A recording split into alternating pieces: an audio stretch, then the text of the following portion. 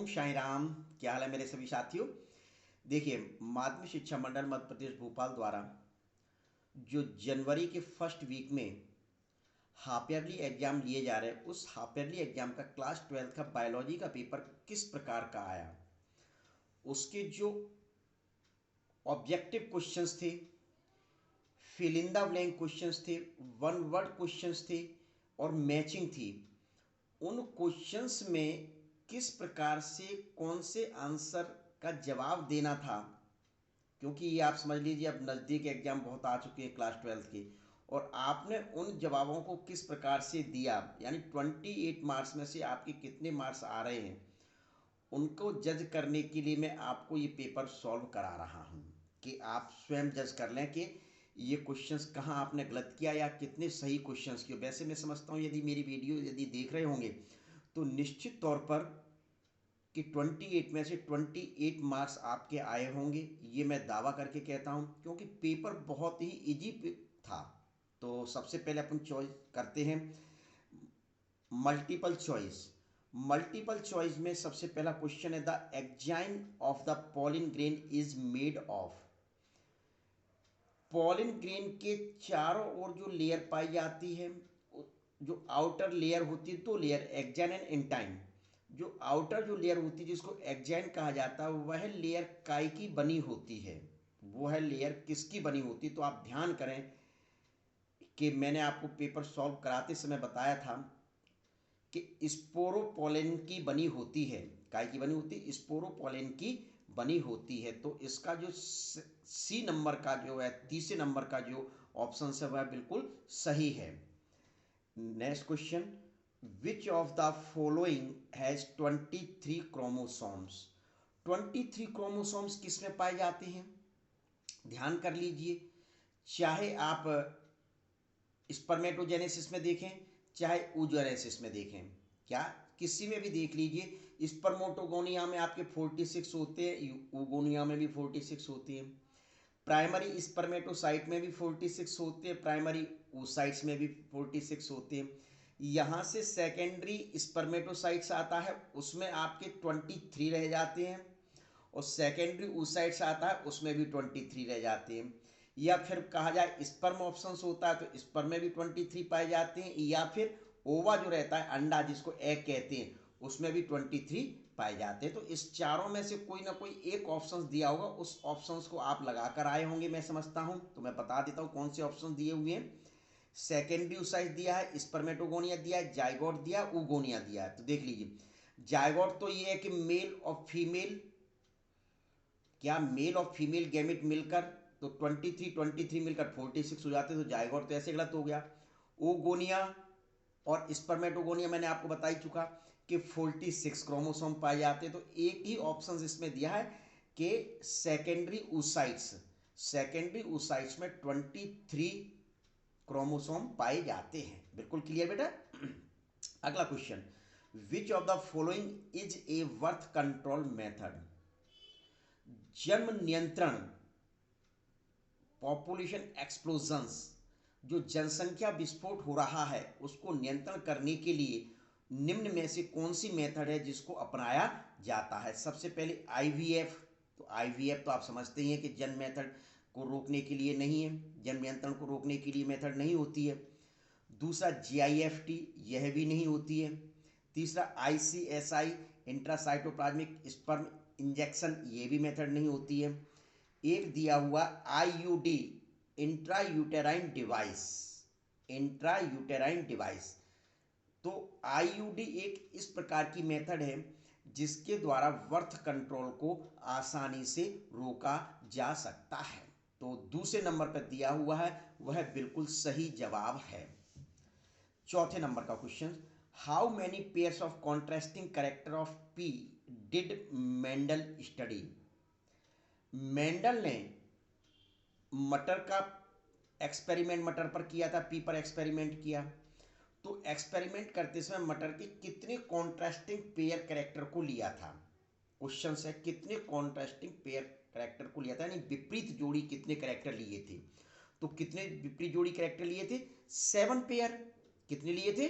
7 pair. तो उसमें से ऑप्शंस में से कोई ना कोई एक दिया होगा 7 पेयर जो आपको बिल्कुल सही करके आना था। क्लियर। अगला क्वेश्चन, टेमिनिज्म मीन्स। देखिए टेमिनिज्म क्या होता है। टेमिनिज्म ट्रांसक्रिप्शन, रिवर्स ट्रांसक्रिप्शन इसको कहा जाता है। एक ये मेथड है, एक ये थ्योरी है। It explain RNA can act as template DNA, template strand of DNA formation. DNA RNA template पर डीएनए का फॉर्मेशन किया जाता है। उस मेथड को, उस थ्योरी को टेमिनिज्म कहा जाता है। क्या कहा जाता है बच्चों? टेमिनिज्म के नाम से जाना जाता है।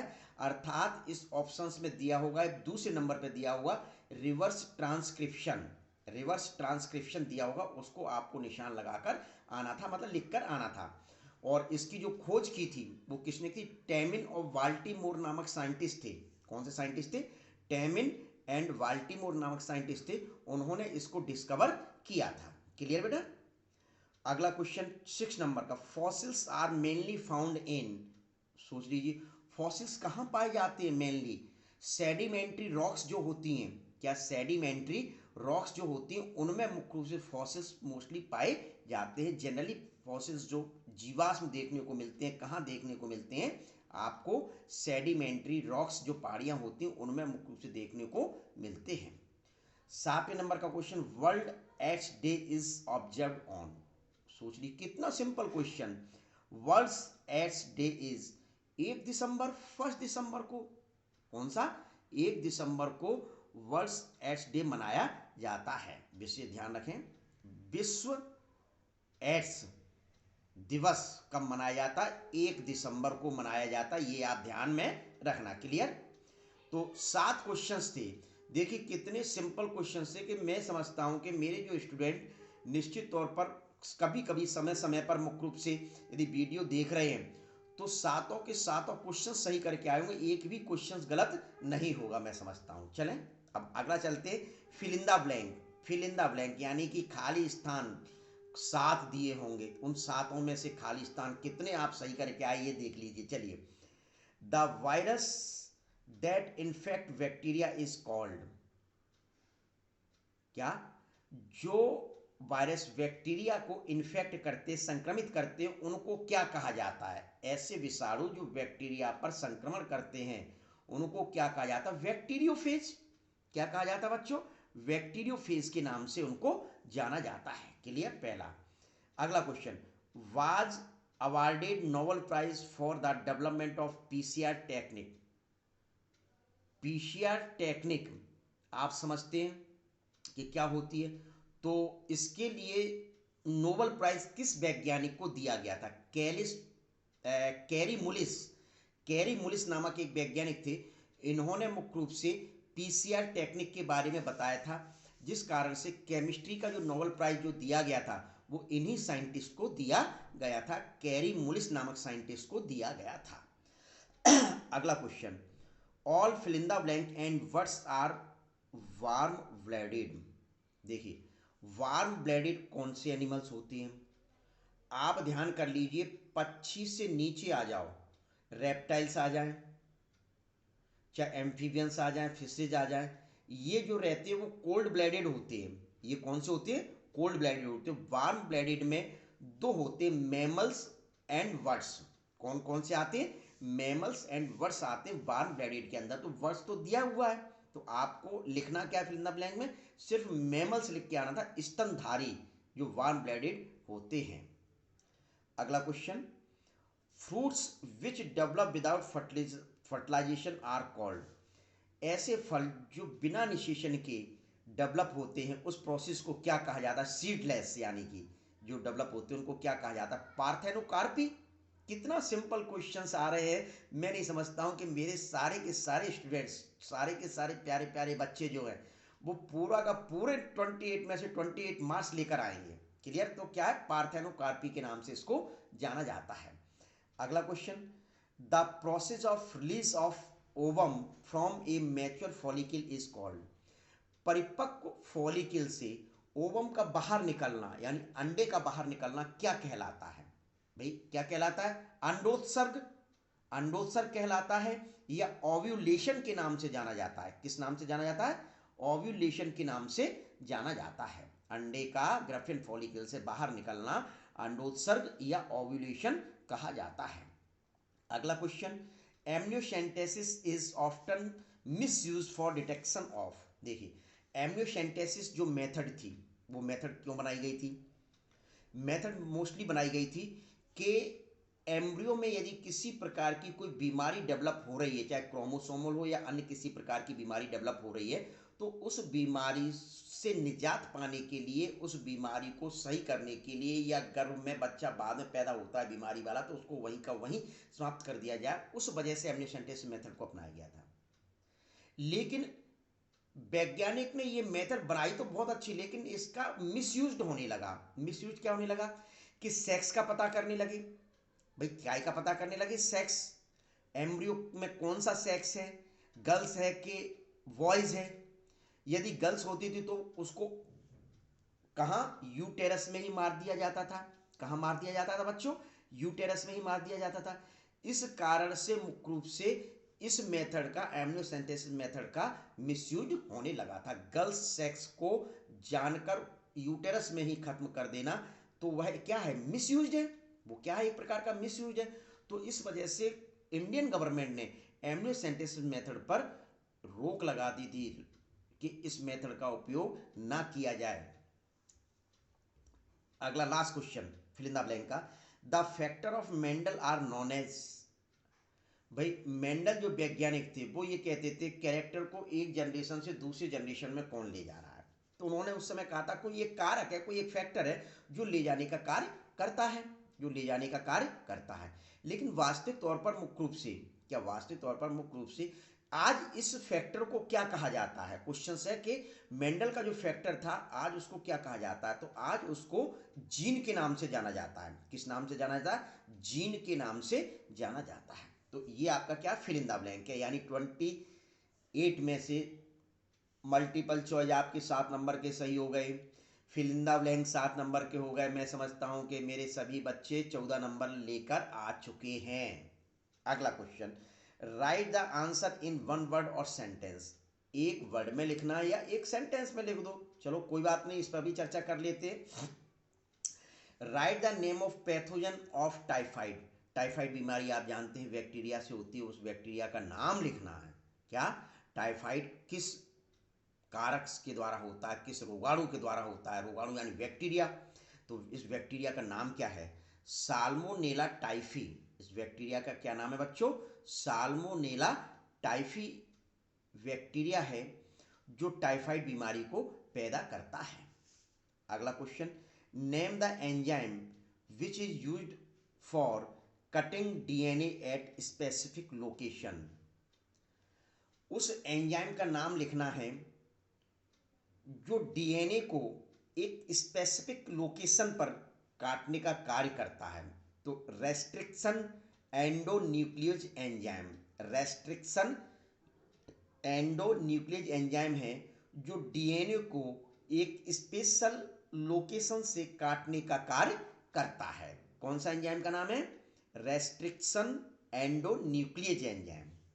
अगला क्वेश्चन, नेम द, ये तो हो गया। Right the full form of GMD, general material designation. General material designation is used in library. मतलब जीएमडी जो है इसकी फुल फॉर्म है जनरल मटेरियल डेजिग्नेशन। ये लाइब्रेरी में यूज करने वाले एक मेथड, एक टाइप का है। Other catalogue and describe the material type of them. कौन सा मटेरियल है, किस प्रकार का मटेरियल है, उसको जानने के लिए इसका उपयोग किया जाता है। तो ध्यान कर लीजिए, जनरल मटेरियल, जी जनरल, एम मटेरियल, और आपका D designation. Clear? Define mutualism. Mutualism को परिभाषित करो। क्या होता है भैया म्यूचुअलिज्म? दो स्पीसीज एक साथ रह रही हो, दो स्पीसीज एक साथ रह रही हो, दोनों को फायदा होता हो, दोनों को फायदा होता हो, उसको क्या कहा जाता है बच्चों? म्यूचुअलिज्म के नाम से जाना जाता है। दो स्पीसीज एक साथ रह रही हो और उन दोनों को फायदा होता हो तो उसको क्या कहते हैं? म्यूचुअलिज्म। फॉर एग्जांपल ले ली lichens. Clear? What is polyembryony? एक कंडीशन मतलब डेफिनेशन पूछना है तो आपको बताना है व्हाट इज पॉलीएम्ब्रियोनिक, एक condition in which two or more embryo develop from a single fertilised egg. मतलब एक सिंगल फर्टिलाइज एग में जब एक से अधिक एक से अधिक मतलब फर्टिलाइजेशन होता है तो उसमें एक से अधिक मुख्य रूप से बनने लगें, तब उस कंडीशन को क्या कहते हैं, पॉली एम्ब्रियोनी कहा जाता है। ये एनिमल और प्लांट्स दोनों में ही देखने को मिल सकती है। क्या एनिमल और प्लांट दोनों में ही देखने को मिल सकती है। ट्विंस कहा जाता है एनिमल्स में, ये तो आप जनरली देखते ही हैं। Define spermiogenesis. देखिए आपका स्पर्मेटिड बना था स्पर्मेटोजेनेसिस प्रोसेस के द्वारा। स्पर्मेटोजेनेसिस पूछा जाता है तो स्पर्मेटोजेनेसिस में दो स्टेप होते हैं। फर्स्ट स्टेप होता है formation of spermatid, formation of spermatid, clear. Second होता है मेटामॉर्फोसिस ऑफ स्पर्मेटिड। तो स्पर्मेटिड, फॉर्मेशन ऑफ स्पर्मेटिड में यानी स्पर्मेटिड का निर्माण हो गया फर्स्ट स्टेप में। फिर जो स्पर्मेटिड बने उन स्पर्मेटिड से स्पर्म का बनना जो होता है, स्पर्म का बनना जो होता है वो क्या कहलाता है, स्पर्मियोजेनेसिस कहलाता है। स्पर्मेटिड से स्पर्म का बनना स्पर्मियोजेनेसिस कहलाता है, क्लियर। तो लिख सकते the formation of transformation of spermatid into fully developed sperm, यानी कि जो पूर्ण रूप से डेवलप हो जाता है स्पर्मेटिड तो उससे पूर्ण रूप से स्पर्म का डेवलप होना स्पर्मियोजेनेसिस कहलाता है। स्पर्मेटिड से स्पर्म का बनना स्पर्मियोजेनेसिस कहलाता है। यह स्पर्मेटिड का कायांतरण मेथड है सेकंड नंबर का, उसमें आपने पढ़ा होगा। Who propose the chromosomal theory of inheritance, बताइए क्रोमोसोमल थ्योरी गुणसूत्र का वंशागति सिद्धांत किसने दिया था भैया, किसने दिया था आपका, बोवेरी एंड सटन नामक वैज्ञानिक थे। कौन से वैज्ञानिक थे, बोवेरी एंड सटन नामक वैज्ञानिक थे। उन्होंने मुख्य रूप से आपको क्रोमोसोमल थ्योरी इनहेरिटेंस की प्रस्तुत की थी। तो ध्यान रख लें Boveri and Sutton, Boveri and Sutton नामक वैज्ञानिक थे जिन्होंने क्रोमोसोमल थ्योरी इनहेरिटेंस की प्रस्तुत की थी। अब लास्ट क्वेश्चन देख लीजिए, 7 में से 7 बिल्कुल सही, तो यानी 21 नंबर आपके आ चुके हैं। अब 7 का इंतजार होगा आपको कि इन 7 में से कितने मेरे सही होंगे बच्चों। तो मैं समझता हूं कि 100% आपके सही होंगे। तो देख लीजिए मैच द करेक्ट, तो ये तो बहुत सिंपल होता है। तो फर्स्ट कॉलम में है colour of skin in human being. तो कॉलम बी में देख लीजिए एक दिया होगा polygenic inheritance. Colour of skin in human being का ऑप्शन क्या होगा, polygenic inheritance. Chemical evolution operon theory के अंतर्गत आता है। केमिकल एवोल्यूशन किसके अंतर्गत आता है बच्चों, ओपेरन थ्योरी के अंतर्गत आता है। कैंसर ऑन्कोजीन होता है, देखिए उसमें लिखा होगा तो आप देखते चलिए, कैंसर ऑन्कोजीन के अंतर्गत होता है। वैक्री ईस्ट सैकेरोमाइसिस श्रीविशी, सैकेरोमाइसिस श्रीविशी जो दिया है वह है इसका आंसर होगा। पैलिंड्रोमिक यानी डीएनए सीक्वेंस, पैलिंड्रोमिक क्या होता है, डीएनए सीक्वेंस होता है। मैन मेड इंसुलिन हिम्यूलिन कहलाता है। मैन मेड इंसुलिन किसके नाम से जाना जाता है, हिम्यूलिन के नाम से जाना जाता है। और म्यूचुलिन वही आ गया, मैंने अभी पीछे बता के आ गया था। म्यूचुलिन यानी कि दो स्पीसीज जब एक साथ रहती है दोनों को फायदा होता है तो उसको क्या कहते हैं, म्यूचुलिन कहता है। एग्जाम्पल भी दिया था लाइकेन, तो वो यहाँ आंसर आ चुका है कि लाइकेन। तो इस प्रकार से आपके ये 7 मैचिंग में से 7 के 7 मैचिंग आपके सही हो गए। तो अब समझता हूँ कि 28 नंबर आपके आ चुके हैं। मेरे बच्चों के चेहरे खिलने लगे होंगे कि बताइए कि इतना सिंपल पेपर था कि 28 में से 28 आ गए। अब रही बात क्वेश्चंस की, तो क्वेश्चंस भी मुख्य रूप से सिंपल है। मैंने देख लिया था, पेपर का अध्ययन किया था। मैं समझता हूँ कि ये जो क्वेश्चंस पेपर है इस क्वेश्चंस पेपर में से आपके काफ़ी क्वेश्चंस मेन एग्जाम में आ जाएंगे। तो आप इस पेपर को अच्छे ढंग से तैयार कर लें। और यदि किसी प्रकार की कोई प्रॉब्लम है तो कमेंट्स बॉक्स में अवश्य लिखें, क्लियर। तो समाप्त करें, okay bye, see you, meet again tomorrow.